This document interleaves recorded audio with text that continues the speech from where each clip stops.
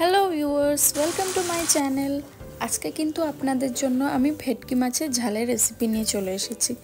তার জন্য আমরা প্রথমেই কিছু পেঁয়াজ কুচি নিয়েছি, আদা কুচি, রসুন কুচি আর একটা কাঁচা লঙ্কা।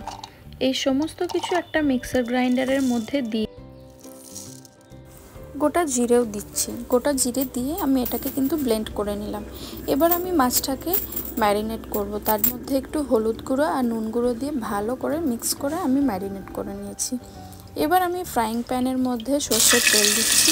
এবার একটা একটা করে মাছ কিন্তু হালকা হালকা করে দিয়ে আমি একটু হালকা আঁচে এটাকে ফ্রাই করব, কারণ এই মাছগুলো খুবই সফট আর একদম সফট হয় এটা খেতে। মানে ভেটকি মাছ যারা খেয়েছেন তারা তো জানেনই কত নরম হয় এটা। দেখুন আস্তে আস্তে করে আমি এটা কিন্তু উল্টে দিলাম। এবার আমাদের এটা কিন্তু ফ্রাই হয়ে গেছে পুরোপুরি।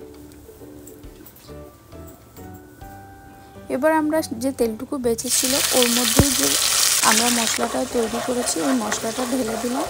মশলাটা ঢেলে দিয়ে এবার আমি ওর মধ্যে একটু হলুদ গুঁড়ো, একটু জিরে গুঁড়ো, একটু লঙ্কা গুঁড়ো দিয়ে ভালো করে আমি এটাকে মিক্স করে নিচ্ছি।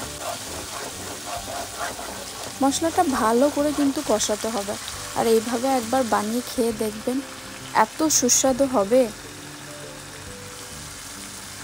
এইভাবে মাছের ঝাল খেলে আপনারা কোনোদিনও ভুলতে পারবেন না।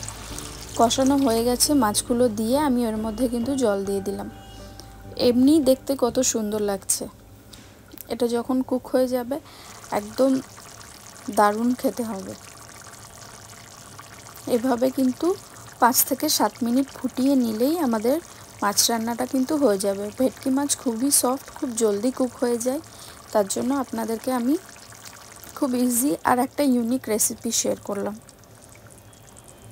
এই যে দেখুন ঝোলের থিকনেসটা কেমন আসছে। মাছের ঝোল এইভাবে গরম ভাতে তো জমে যাবে। অবশ্যই রেসিপিটা বানিয়ে দেখবেন কেমন লাগছে। থ্যাংক ইউ এভরিওয়ান যারা আমার ভিডিওগুলো রেগুলারলি দেখেন, আর যারা নতুন আমার চ্যানেলে, প্লিজ আপনারা আমার চ্যানেলটা সাবস্ক্রাইব করবেন।